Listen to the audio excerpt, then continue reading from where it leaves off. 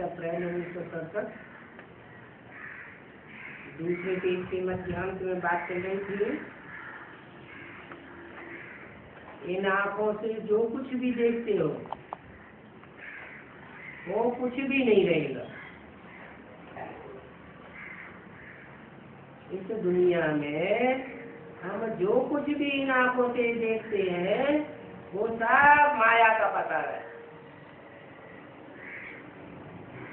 ये मायावी दुनिया कुछ भी देखने में नहीं आएगी, सब चेंज हो जाएगा।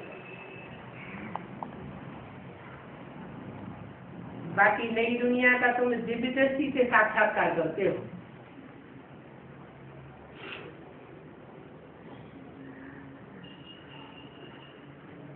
बच्चे जानते हैं, हम पढ़ते हैं नई दुनिया के लिए। ये ईश्वरीय पढ़ाई कोई इस दुनिया के लिए नहीं है।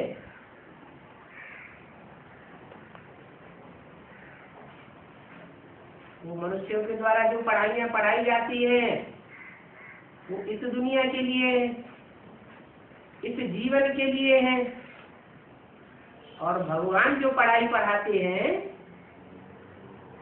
वो भविष्य के जन्मों के लिए पढ़ाई पढ़ाते हैं। अभी संगम युग है,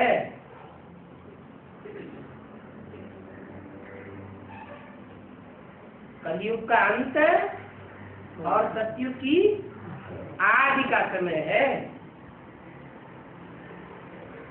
इसलिए तुम जो करते हो उसकी प्रारब्ध तुमको नई दुनिया में मिलनी है।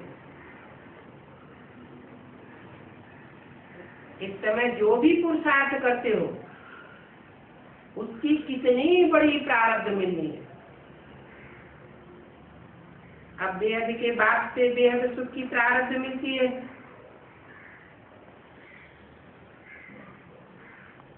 तो बच्चों को पूरा पुरुषार्थ करके उछलना चाहिए। बात है श्री अर्थात श्रेष्ठ से और उस श्रेष्ठ बाप से तुम बनते हो श्रेष्ठ देवता।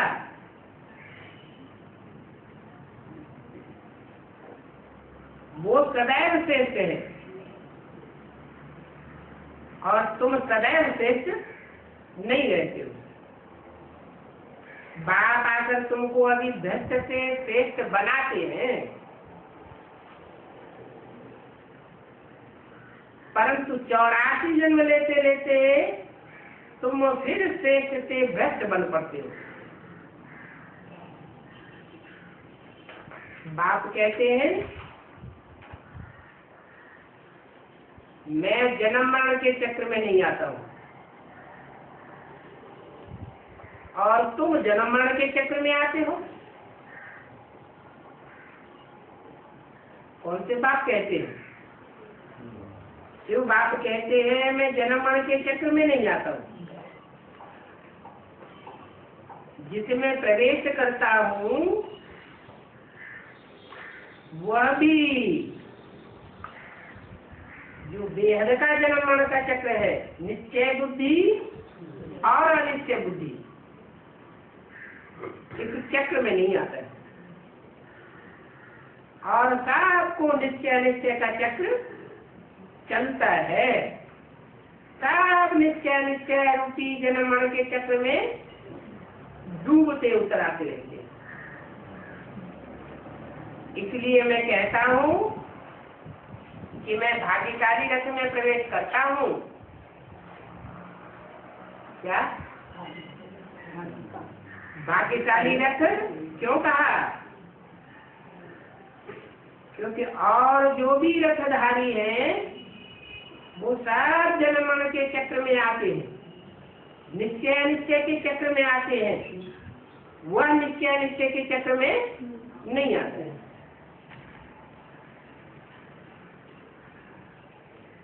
इस भाग्यशाली रथ को तुम बच्चों ने पहचाना है,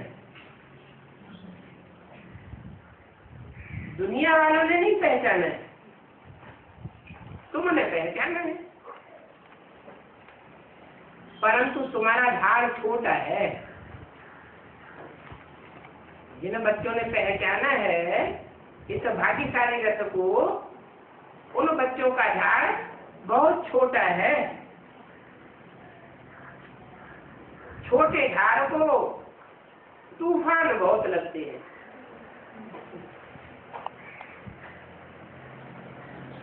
थोड़ा सा मायावी हवा का झोंका आया और झाड़ झूमने लगता है, बहुत पत्ते झड़ जाते हैं। देर फूल निकलते हैं, फिर तूफान लगने से गिर पड़ते हैं।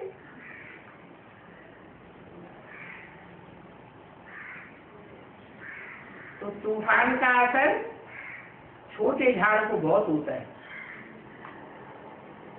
जब झाड़ बड़ा हो जाता है,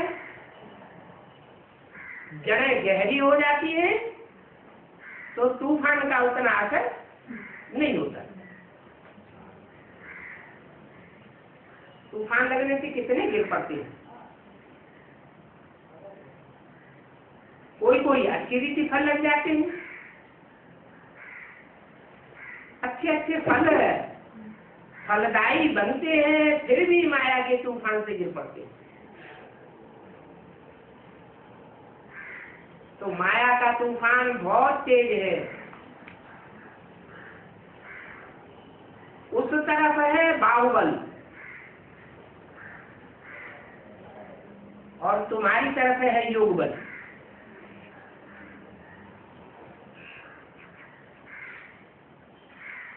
तुम योग भी नहीं कहो, तुम कहो याद का बल।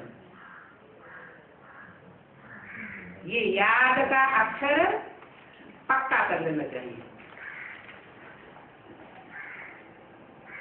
वो सन्यासी लोग योग योग अक्षर कहते रहते हैं और तुम्हारी है याद चलते फिरते,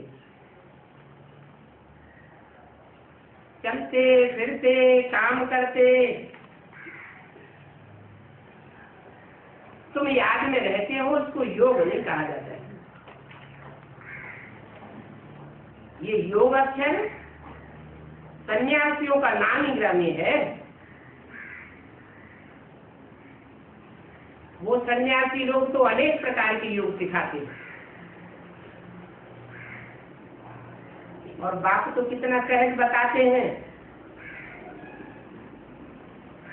कि तुम देह नहीं हो, तुम ज्योति बिंदु आत्मा हो। तुम ज्योति बिंदु बिंदु आत्माओं का बाप और परमात्मा वो भी ज्योति बिंदु है। आत्माओं का बाप परम पिता परमात्मा ज्योति बिंदु। आत्माएं आत्म की स्थिति में स्थित होकर उस ज्योति बिंदु बाप को याद करें। कितना सहज बताते। उठते बैठते चलते फिरते बाप को याद करना। तुम कर्म योगी हो, तुम कर्म को छोड़ने वाले नहीं हो। कर्म इंद्रियां हैं तो कर्म इंद्रियों से काम तो करना है, लेकिन बुद्धि योग एक बात की तरफ लगा रहे। जैसे आशिक मासूक सब कुछ करते हुए भी एक दो को याद करते हैं, तो तुम भी एक बात की याद में लगे रहो। एक की याद में रहेंगे तो पाप और पुण्य से बचे रहेंगे।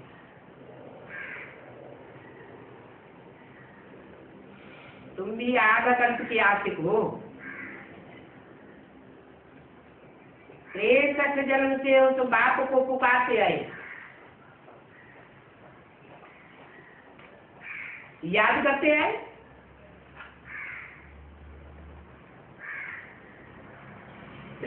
जन्मों में आधा कल्प से वो आया तो नहीं, अभी तो मैं आया हुआ हूं।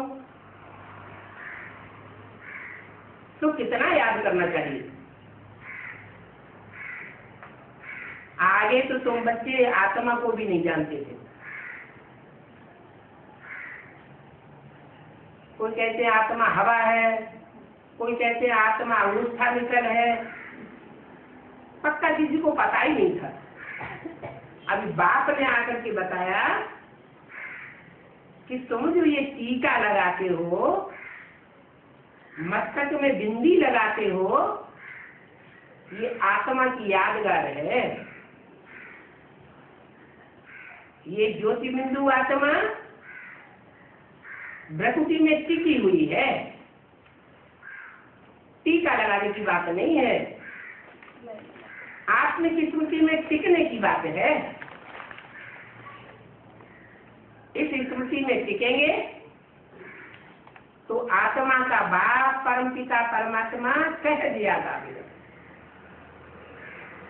अभी तुमने आत्मा को भी जाना है, परम पिता परमात्मा को भी जाना है, तो अभी बाप आकर के तुमको रियलाइज कराते हैं। रियलाइज करो कि मैं देह हूं या आत्मा हूं। ये बहुत महीन बातें हैं, इनकी प्रैक्टिस करनी पड़ेगी। कहते हैं वो अवस्था बनती नहीं, आत्मिक स्थिति भूल जाती है। बाप कहते हैं 63 जन्म तुमने देह को याद किया, देह राजियों के साथ तुमने संबंध जोड़े, तो वो रग पक्की हो गई है। अभी क्या करना है? अभी ये आत्मिक स्थिति की प्रैक्टिस करनी है। एक जन्म में तुम ये प्रैक्टिस करके नर से नारायण जैसे बन जाते हो। मैं हर युग में नहीं आता हूं, हर जन्म में नहीं आता हूं। मैं सिर्फ इस पुरुषोत्तम संगम युग पर एक ही बार आता हूं, और एक ही बार आकर के सारी पतित दुनिया को पावन बनाता हूं। ये काम मनुष्य का नहीं है। मनुष्य मनुष्य को पढ़ाई पढ़ा करके देवता नहीं बना सकता।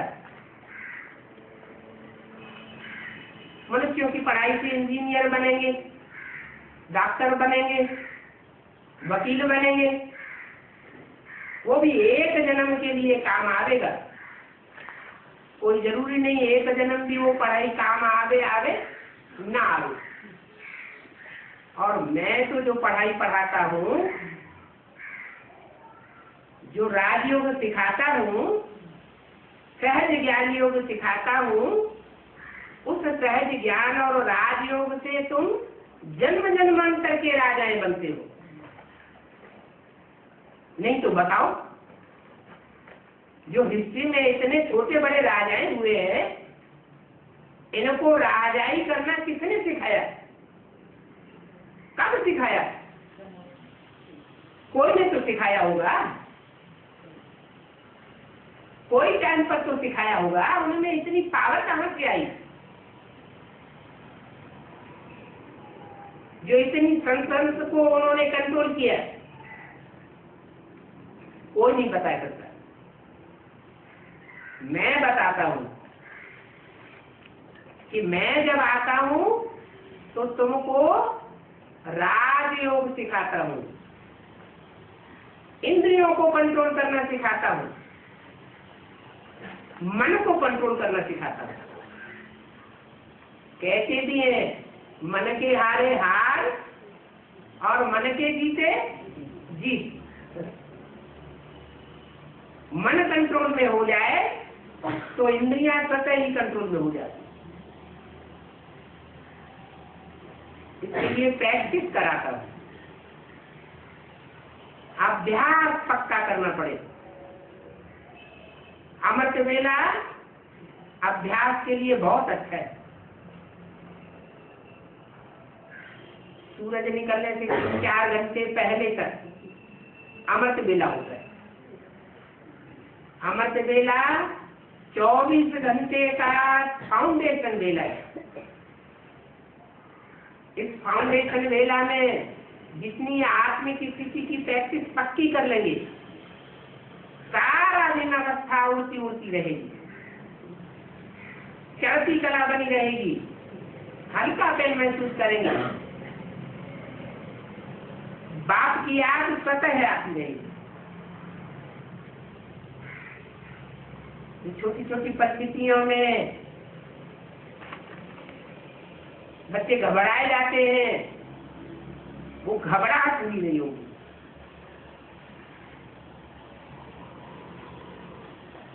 ये कच्ची में भी सतयुग का आदि का जो टाइम है, जिसे संगम युग कहा जाता है, कलयुग का अंत और सतयुग का आदि, ये बेहद का अमृत वेला है। इस अमृत वेले में जिसने पक्का पुरुषार्थ कर लिया, जागृत होते हुए पुरुषार्थ किया, थोड़ा भी अलबेलापन नहीं आने दिया, तो वो 84 जन्म आनंद में रह सकता है।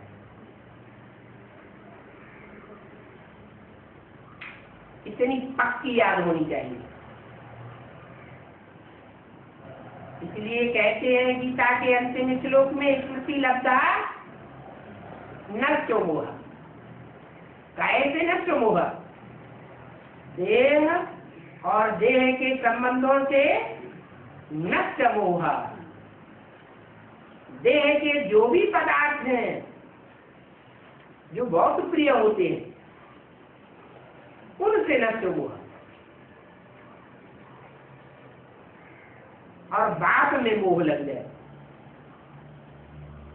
सारी प्राप्ति बाप से होती है।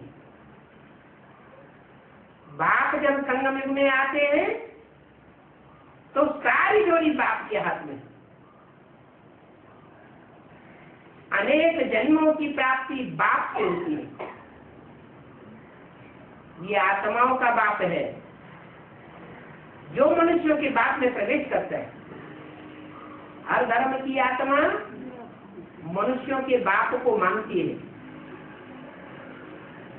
क्रिश्चियन लोग एडम कहते हैं, मुसलमान लोग आदम कहते हैं, जैनी लोग आदिनाथ कहते हैं, हिंदू लोग आदिदेव कहते हैं। उस आदि पुरुष में मैं प्रवेश करता हूं।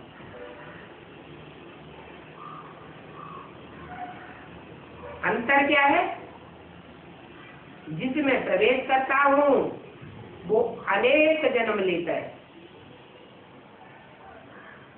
और मैं जन्म मरण के चक्र में नहीं आता हूं। मैं भी अगर जन्म मरण के चक्र में आने लगूं तो इस दुनिया का उद्धार करने वाला कोई नहीं। इसलिए मैं एक तुरीय आत्मा हूं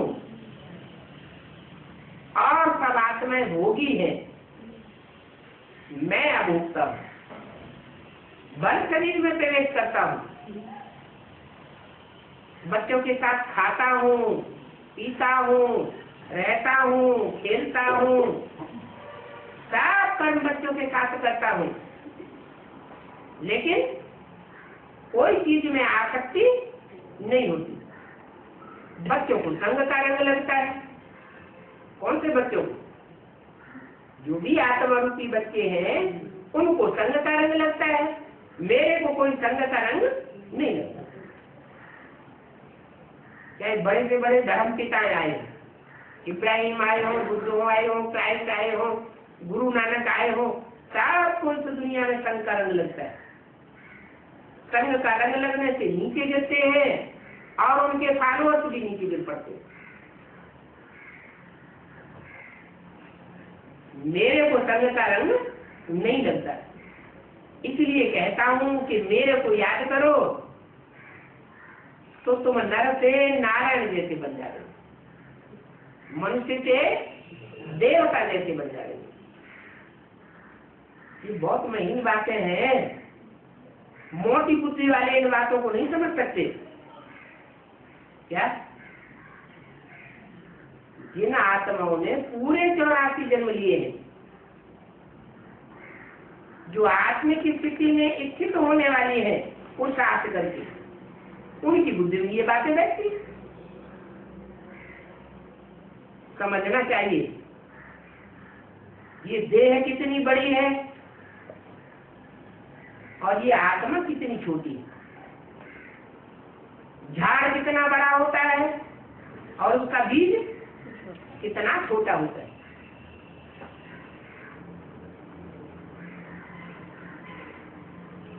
हर एक बीज में अपना अपना संस्कार भरा हुआ होता है।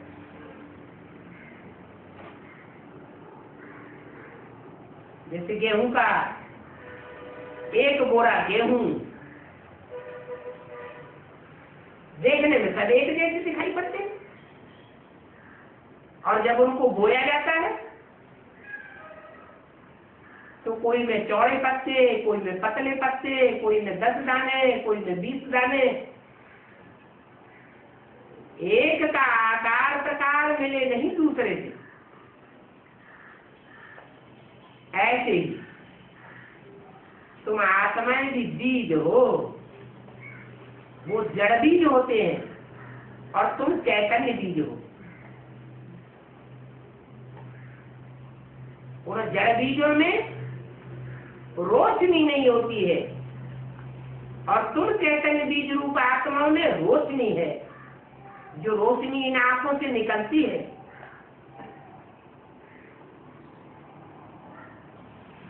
कोई की आंखों से बहुत तेज निकलता है तो समझा जाता है ये पावरफुल आत्मा है। अभी मैं पावर भरने के लिए आया हुआ हूं। जितना मेरे को याद करेंगे तुम पावरफुल बनते जा रही है। तो ये अविनाशी आत्मा कितनी छोटी है।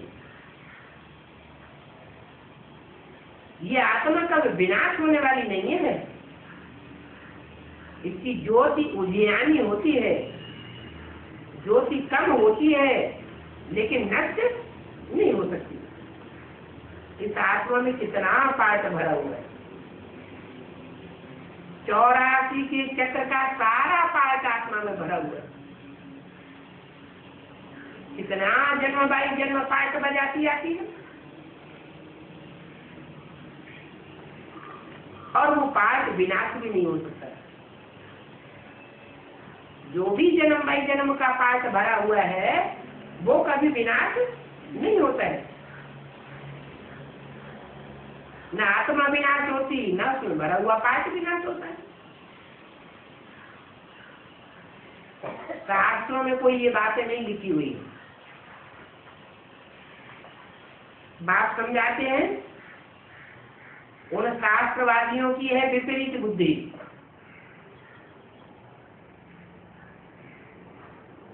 तो शास्त्र किसने बनाए? मनुष्य ने बनाए। जिस समय बनाए थे उस समय सृष्टि सात्विक थी, तत्व प्रधान थी। अभी तो ये सारी शक्ति कलयुगी तमो प्रधान है। उन शास्त्रों के मनमाने अर्थ कर दिए, मनमानी टीकाएं कर दी है। इसलिए शास्त्रों का सही अर्थ ही बिगड़ गया।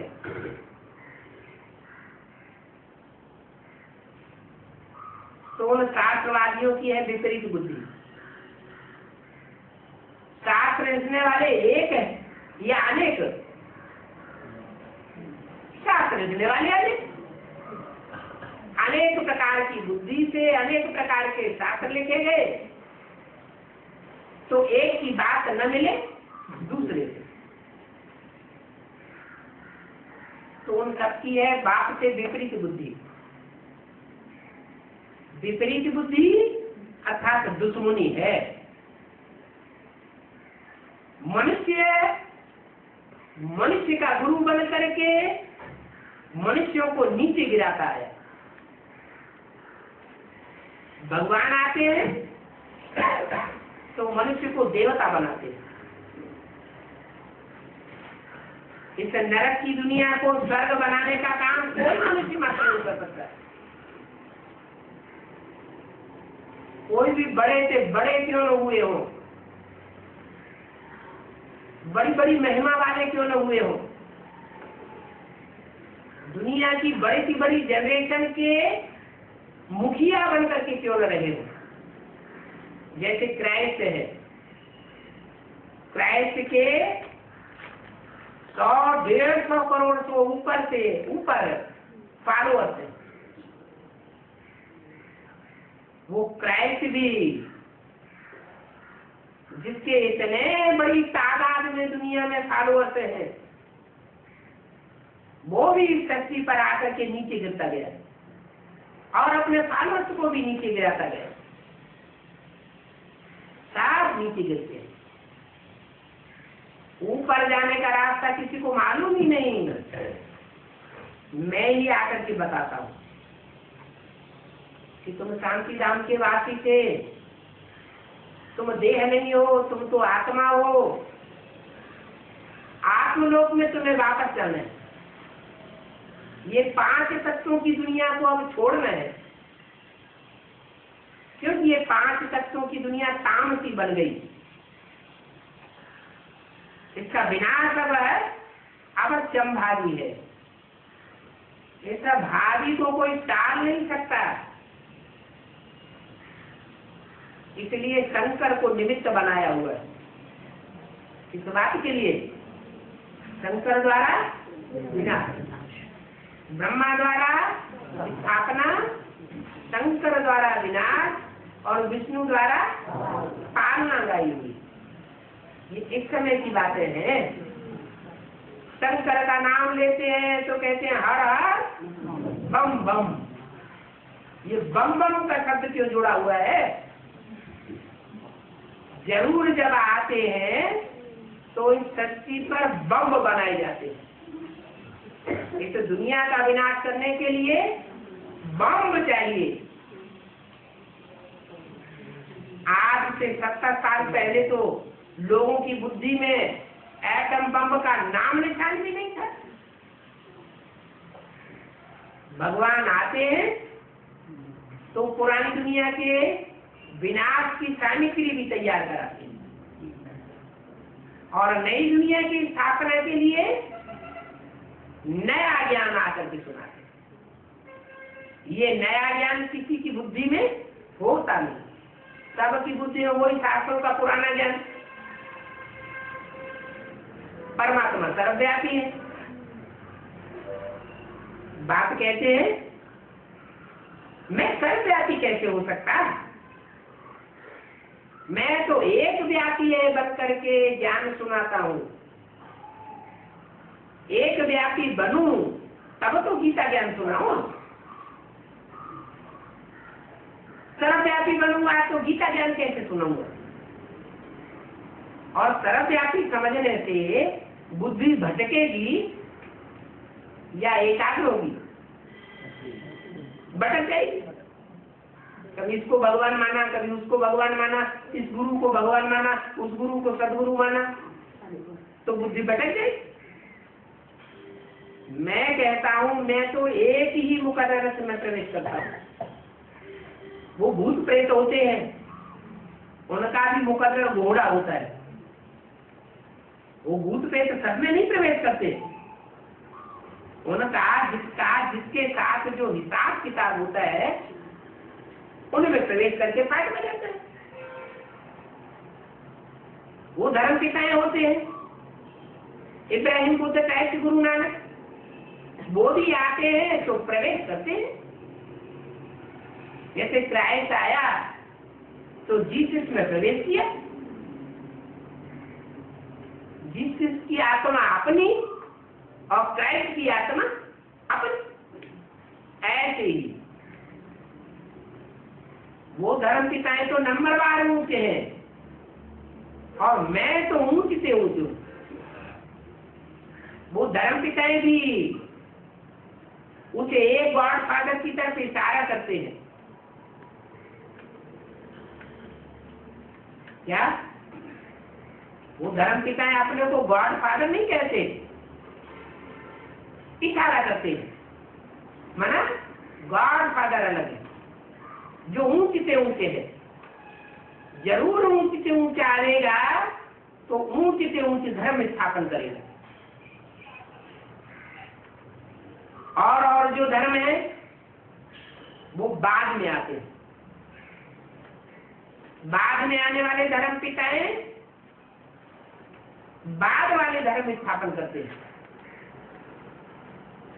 मैं जो इस सृष्टि में पहले पहले आता हूं और पहले नंबर का धर्म स्थापन करता हूं। इसलिए अल्लाह अव्वल दीन की कहानी प्रसिद्ध है।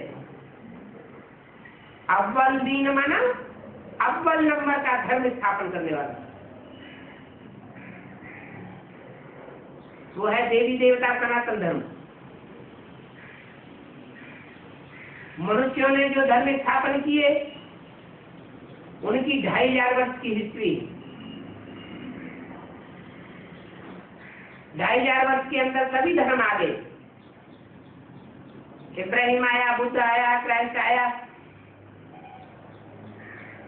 जो सारे संसार में फैले हुए। लेकिन 2500 वर्ष से पहले की हिस्ट्री का किसी को पता नहीं। वो हिस्ट्री मैं आकर के बताता हूँ। 2500 वर्ष में मनुष्यों के द्वारा जो धर्म स्थापन हुए वो नारकीय धर्म है, नरक की दुनिया के स्थापन किए हुए धर्म है। मैं जो आज सनातन धर्म स्थापन करता हूँ वो स्वर्ग की दुनिया का धर्म है। स्वर्ग का धर्म क्यों कहा जाता है? नाम ही है स्वर्ग। स्व माने आत्मा, ग माने गया। क्या जो स्वर्ग की दुनिया में जो भी मनुष्य मात्र होते हैं वो कौन सी स्थिति में जाते हैं? स्व स्थिति में स्थित हो जाते हैं। इस स्व स्थिति का गायन है स्वर्ग। और मनुष्यों के द्वारा जो कुछ किया जाता है उससे बनता है नरक। नर माना मनुष्य, का माना करने वाला। नर क्या करता है? नरक करता है। नर है नरक बनाने वाला। और वही नर जब स्वयं स्थिति में स्थित हो जाता है तो स्वर्ग बनाने वाला बन जाता है। तो स्वयं स्थिति से है स्वर्ग और परिस्थिति से है नरक। पर है शरीर, देह, आत्मा है स्वर। तो आत्मा को पहचानना और आत्म की स्थिति में स्थित होना। मोटी बुद्धि वाले इन बातों को नहीं समझेंगे। बाप समझाते हैं कि तुम्हारी है प्रीति बुद्धि, अर्थात बाप से प्यार है। जिसको जिससे प्यार होता है वो उसके नजदीक पहुंच जाता है। तो प्रीति और विपरीति ये 2 प्रकार की बुद्धि है। प्रीति बुद्धि और विपरीत बुद्धि। जो परमात्मा बाप से प्रीति बुद्धि बनते हैं उनकी विजय हो जाती है, और जो विपरीत बुद्धि बनते हैं उनकी हार हो जाती है।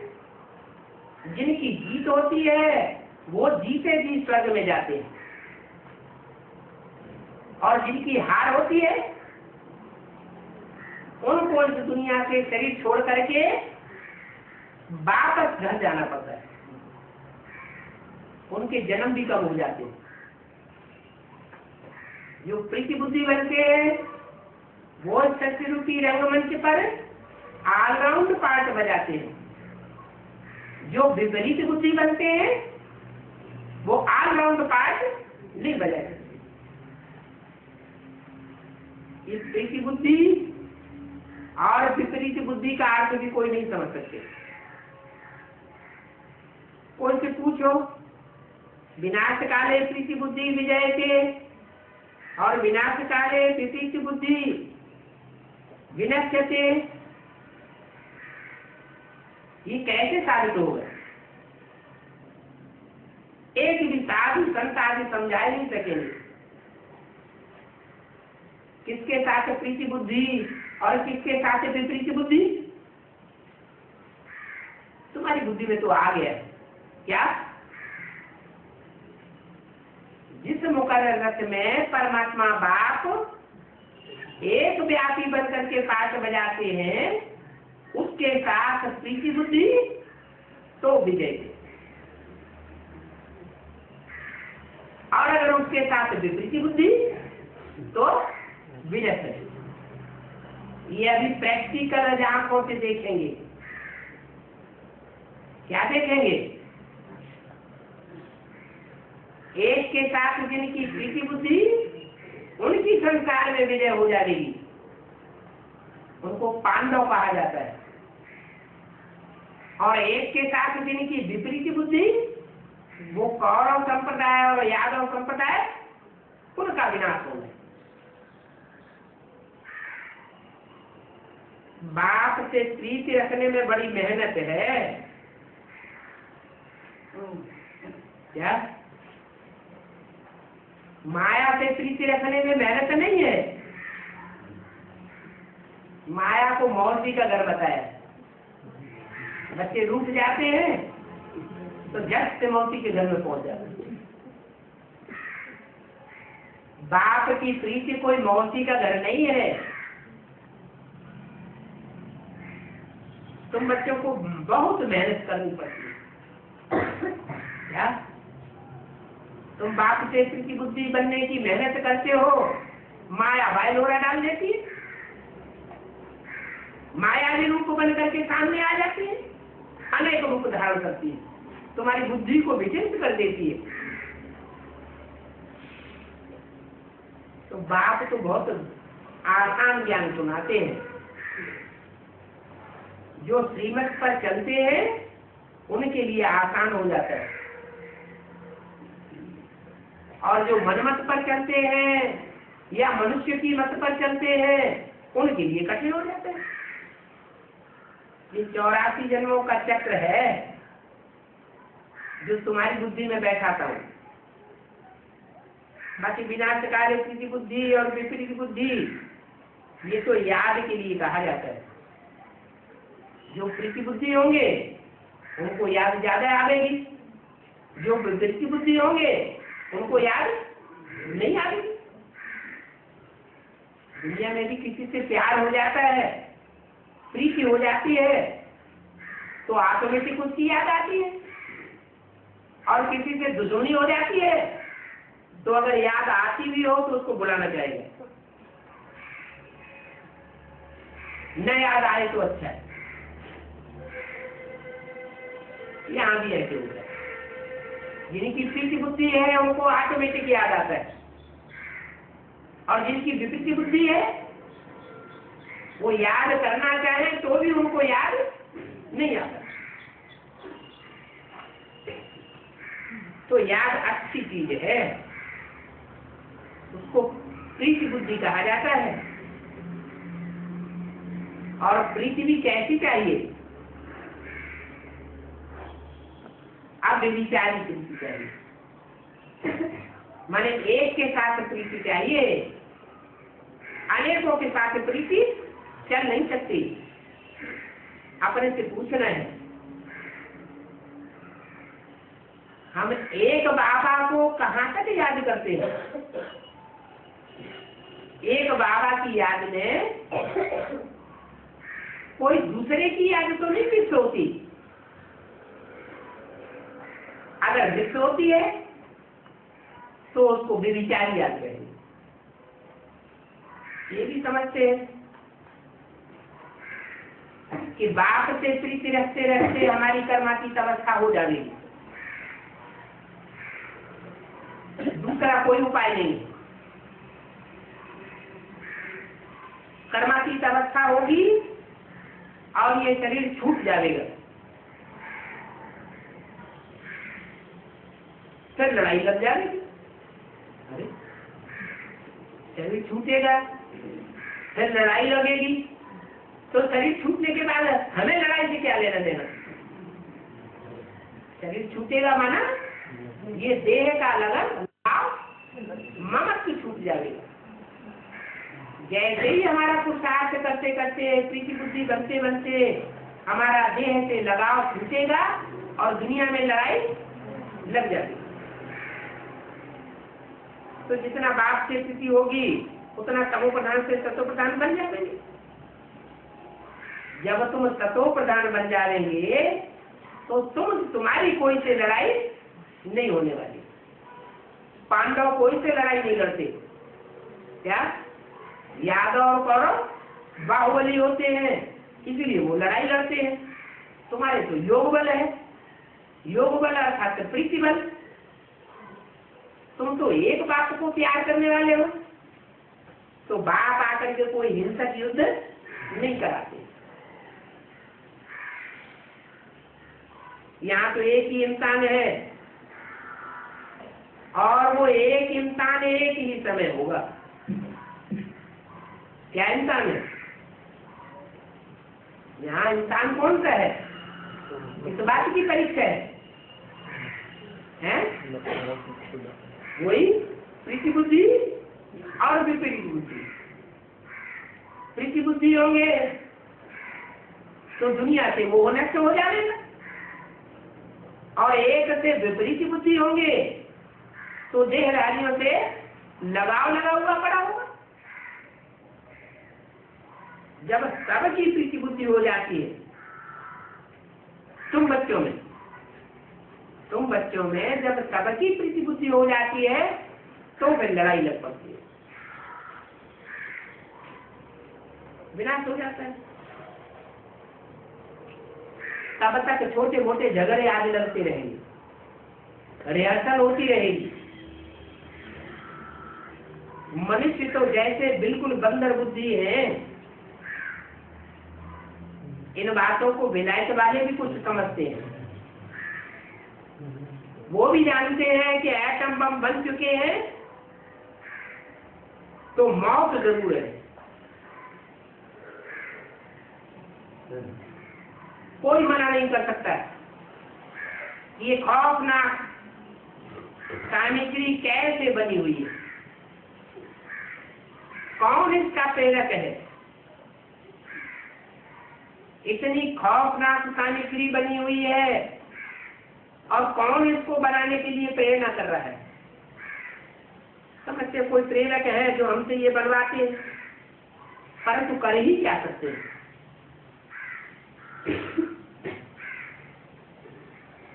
मजबूर है, वो भी ड्रामा के बंधन में बांधे हुए हैं। ऐसी खतरनाक सामग्री बनाने के लिए अपने साइंस के बल से अपने ही कुल की मौत लाते।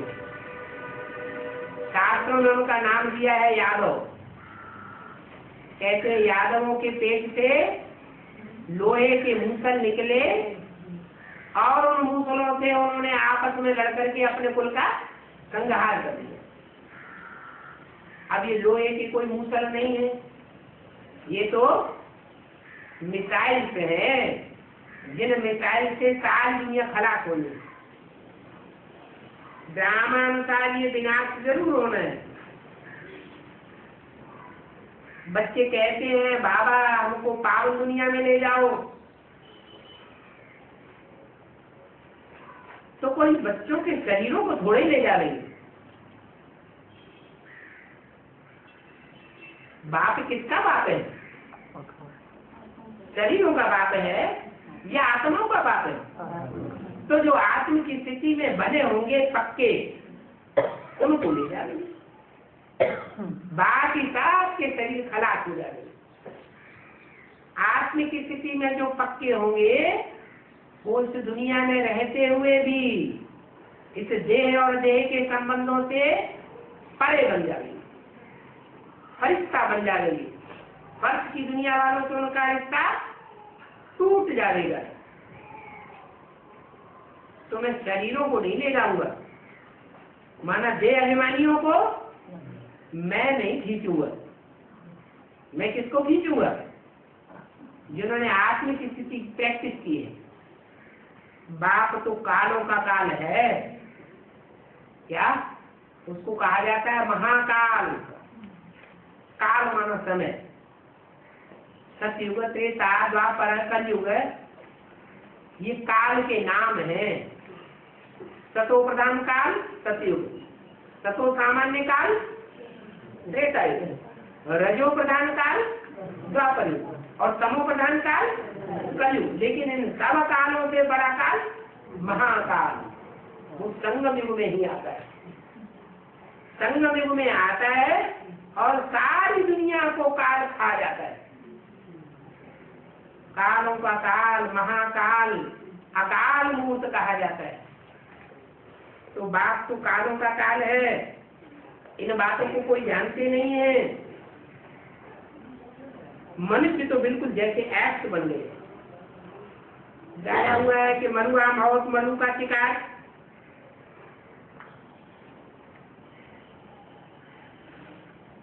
शिकारी शिकार करता है तो जानवर की तो मौत हो जाती है, और जो शिकारी है उसको शिकार मिल जाता है। तो किसको घाटा हुआ और किसको फायदा हुआ? शिकारी को फायदा हुआ और जानवर को घाटा हो गया। तो ऐसे ही ये सारी दुनिया जो हाय हाय करके शरीर छोड़ेगी, अंत मते तो उसकी गते बनेगी। ये तुम्हारे लिए हो रहा है क्या? ये नई दुनिया में तुम जावेंगे और वो इस दुनिया को छोड़ करके शांति धाम में जाकर के शांत से बैठेंगे। उनके अनेक जन्मों का सुख का विनाश हो जाएगा और तुम्हारे अनेक जन्मों के सुख का संवर्धन हो जाएगा। तो दुनिया वाले तो समझते हैं कि शांति हो जाए, शांति सम्मेलन करते रहते हैं, शांति सम्मेलन करते रहते हैं, यज्ञ आदि करते रहते हैं और दुनिया में अशांति अशांति बढ़ती रहती है। तो इस दुनिया में क्या सर्व शांति स्थापन होगी? दुख और शांति बढ़ेगी, बढ़ती जा रही है, या दुख अशांति कम होगी? अति को पालेगी, अति होगी और अंत हो जाएगा। इसलिए कोई को भी चक्र के ऊपर ले जाकर के समझाओ, कैसे सतयुग के बाद त्रेता, त्रेता के बाद द्वापर, द्वापर के बाद कलयुग, ये चार अवस्थाओं की एक सच्ची पसार होती है। दुनिया की कोई भी ऐसी चीज नहीं है जो चार अवस्थाओं से पसार न हो। जैसे मनुष्य का जीवन है, बचपन कितना अच्छा होता है सतो प्रधान, तो जवानी आती है, फिर वानप्रस्थ अवस्था आती है और फिर अंत में बुढ़ापा आ जाता है। बुढ़ापे में इंद्रियों में शिथिलता आती है, इंद्रियों में शक्ति नहीं रहती, मन बुद्धि में ताकत नहीं रहती, सुख भोगने की भी दम नहीं है, तो कैसे बूढ़ा हो गया। ऐसे ही ये सृष्टि भी कलयुग के अंत में बूढ़ी हो चुकी है। इसमें सुख काग विस्ता समान, सुख सुख नहीं है, सुख थोड़ा है और दुख लंबे समय का है। तो चक्र पर समझाना चाहिए कि अभी कलयुग का अंत है, सतयुग का आदि होने वाला है। अति होगी दुख और अशांति की, और अति के बाद ये कलयुग खलास हो जाएगा, पाप की दुनिया खलास हो जाएगी। अभी पापों की अति होने वाली है, तो पाप आत्माएं हैं वो पापों की अति करेंगी। अति के बाद फिर अंत हो जाएगा। तो ये चक्र का ज्ञान है। बताओ कि कलयुग के अंत में सब मुक्ति धाम में वापस जाएंगे। पहले मुक्ति धाम में जाएंगे, फिर सुख धाम में आवेंगे। अभी स्वर्ग के गेट खुल रहे हैं।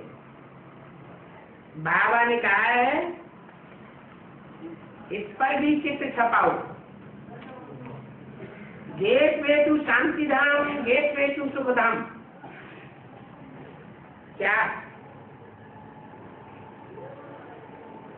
Gate way to heaven is Mahabharat.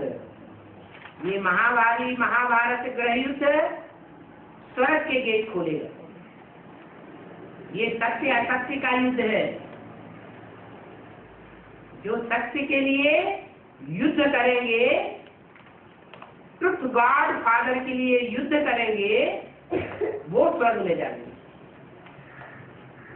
और जो असत्य के पाले में रहेंगे, वो नरक में जाएंगे।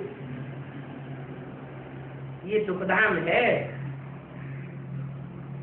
परंतु जो बंदर बुद्धि लोग हैं, वो इस दुखधाम को भी स्वर्ग बनाना चाहते हैं। अरे ये दुखधाम में स्वर्ग बनेगा क्या? दुनिया में बीमारियां बढ़ती जा रही हैं कि घटती जा रही है? कितने हॉस्पिटल खुलते चले जा रहे हैं, हॉस्पिटल खुलते चले जा रहे हैं, डॉक्टर बढ़ते चले जा रहे हैं, नई नई दवाइयां ईजाद होती जा रही हैं, वैज्ञानिक शोधें बढ़ती चली जा रही हैं, और दुख दर्दों से, बीमारियों से मनुष्यों का दुख बढ़ता चला जाए। तो इस दुनिया में स्वर्ग बनेगा क्या? इस दुनिया में स्वर्ग बन ही नहीं सकता है। और चाहते हैं कि मौत न हो। अरे मौत न हो तो ये दुनिया की आबादी बढ़ेगी कि घटेगी? आबादी तो बढ़ती जा रही है ना। इस आबादी को कितना भी प्रयत्न करें तो भी आबादी को कोई रोक नहीं सकते। क्यों नहीं रोक सकते? क्योंकि जो असली इलाज है काम, क्रोध, लोभ, मोह, अहंकार को जीतने का, वो तो कोई करता ही नहीं। काम क्रोध बढ़ता चला जा रहा है। काम विकार बढ़ेगा तो दुनिया की पॉपुलेशन भी बढ़ेगी। बाप आकर समझाते हैं, बच्चे ये काम महाशत्रु है। ये काम पर तुम जीत पाएंगे तो काम जीते जगत जीत बनेगी। काम के ऊपर जीत पाई तो क्रोध और लोभ और मोह अहंकार स्वतः ही जीत हो जाएगी। इसलिए बाप समझाते हैं कि विकारों पर जीत पाना है तो अपन को आत्मा समझो। देह समझने से विकार बढ़ते हैं और आत्मा समझने से विकार घटते हैं। जितनी प्रैक्टिस करेंगे आत्म की स्थिति में स्थित होने की, उतना देह के अंदर जो भी विकार हैं, इंद्रियों के अंदर जो भी विकृति आती है, वो सब शांत हो जाएगी। इंद्रियां ही शांत हो जाएगी। पुरुषार्थ करते करते तुम्हारा वायुमंडल शुद्ध हो जाएगा, वातावरण चेंज हो जाएगा, दृष्टि चेंज हो जाएगी, और सुख शांति तुम्हारे पीछे पीछे भागेगी। जो दुनिया में विनाश बरपा होने वाला है, उसमें खुदा के बंदे सुख शांति में रहेंगे, और जो खुदा के बंदे नहीं बने उनकी दुख और अशांति बढ़ती ही जाती है। क्योंकि तो दुनिया है ही दुखधाम। तो बाप आकर के कैसे शांति धाम सुख धाम के गेट खोलते हैं, ये तुम बच्चे ही समझ सकते हो। कोर्टों में कोई मुश्किल है जो इन बातों को समझते हैं। तुमको प्रदर्शनी समझाने में कभी दिल शिकस्त नहीं होना चाहिए। कितने को हमने ज्ञान रत्नों की प्रदर्शनी दिखलाई, और किसी की बुद्धि में नहीं बैठता। बाप कहते हैं जब समय आएगा तो लोग तुम्हारे पीछे पीछे भागेंगे, हमको भी कुछ करना लाना दे दो। इसलिए बताते हैं ये मुसलमान भीख मांगेंगे। क्या ज्यादा ज्ञान कौन से धर्म में है? हिंदू धर्म में बहुत ज्ञान है। और ज्ञान के नाम पर अंधश्रद्धा कौन से धर्म में है? सबसे ज्यादा इस्लाम धर्म में अंधश्रद्धा ही अंधश्रद्धा। तो पहले से ये इस्लामी मरेंगे। ये ज्ञान का बहुत तिरस्कार करते हैं, ज्ञान की बातों को सुनना भी नहीं चाहते, कान में उंगली दे करके रहते। कहते हम तो भगवान को याद करेंगे। अरे भगवान को तुम क्या याद करेंगे? तुम भगवान को जानते ही नहीं, तुम पहचानते ही नहीं, तुम तो कान में उंगली दे लेते हो, सुनना ही नहीं चाहते। तो जब पहचान ही नहीं है, ज्ञान ही नहीं है, तो याद किसको करोगे? चिल्लाते हैं जोर से। हिंदू लोग भी आज उनको अनुसरण कर रहे हैं। हिंदू लोग बड़े बड़े कीर्तन करते हैं, जोर मजीरा बजाते हैं, जोर जोर से चिल्लाते हैं, हे पतित पावन आओ। लेकिन भगवान तो इन बातों को सुनता है क्या? है? देर तक जन्म जन्मांतर परमात्मा को पुकारते चले आए, क्या उसने सुना? वो मन की आवाज सुनता है या शरीर की आवाज सुनता है? तो मन को कैसे एकाग्र किया जाए? जो आवाज इस तक पहुंचे वो कोई जानता ही नहीं। बाप आकर बताते हैं कि तुम्हारी मन बुद्धि रूपी आत्मा कैसे एकाग्र हो सकती है, जिससे तुम्हारी आवाज विनाश के टाइम पर 1 सेकंड में बाप के नजदीक पहुंचेगी। क्या? जैसे टेलीफोन का बटन दबाते हैं, मोबाइल का बटन दबाते हैं और कनेक्शन जुड़ जाता है, ऐसे ही ये मन बुद्धि का बटन दबाने में जब तुम एक्सपर्ट हो जाएंगे अभिविचारी याद के बल से, तो विनाश के काल में ये बहुत काम आएगा। चारों तरफ दुनिया में हाहाकार हो रहा होगा, कोई किसी को बचाने वाला नहीं होगा। जिनका कनेक्शन उस बाप के साथ होगा उनको सहयोग मिल जाएगा। जैसे मलेट्री होती है, तो मलेट्री में जिसका कनेक्शन होता है ऊपर के ऑफिसर के साथ, तो उसको सहयोग मिल जाता है। यहाँ तो एक ही ऊंचे से ऊंचा ऑफिसर है, एक शिव बाबा, दूसरा जो आकर के ऐसा धर्म स्थापन करते हैं जहाँ दुनिया में एक ही धर्म होगा, एक ही राज्य होगा, एक ही मत होगा, एक ही जाति होगी, एक ही वंश होगा। तो किस आधार पर होगा? एक को याद करने वाले जो होंगे उस आधार पर होगा। ओम शांति।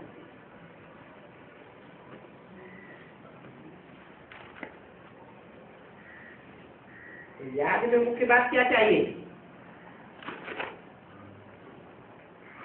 याद तो चाहिए, लेकिन मुख्य बात तो उसमें कैसी याद चाहिए? अब विचारी याद चाहिए। परंतु माया बुलाए देती है। मेहनत के बगैर विश्व के मालिक थोड़े बनेंगे। पूरा को साथ करना चाहिए। हम एक बात को याद करेंगे, कोई दूसरे को याद नहीं करेंगे। हम सुखधाम के मालिक बनेंगे, चक्कर लगाकर तमो प्रधान बने, फिर बाप को याद करके सतो प्रधान बनेंगे। हमने ये चक्कर अनेक बार लगाया है। क्या? सत्युग त्रेता द्वापर कलयुग, और कलयुग के बाद फिर सत्युग। एक बार चक्कर नहीं लगाया है। तो जो अनेक बार किया हुआ काम है वो सहज होना चाहिए, या कठिन होना चाहिए? सहज है। बाप को याद करना है और तो कुछ नहीं बताते। क्या? जिसको सारी दुनिया याद करती है, क्या 500 करोड़ की दुनिया में कोई ऐसा है जो बाप को कभी याद नहीं करता हो? जो नास्तिक से नास्तिक आत्माएं हैं,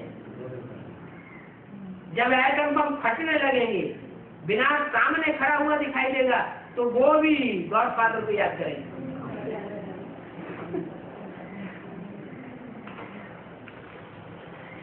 तो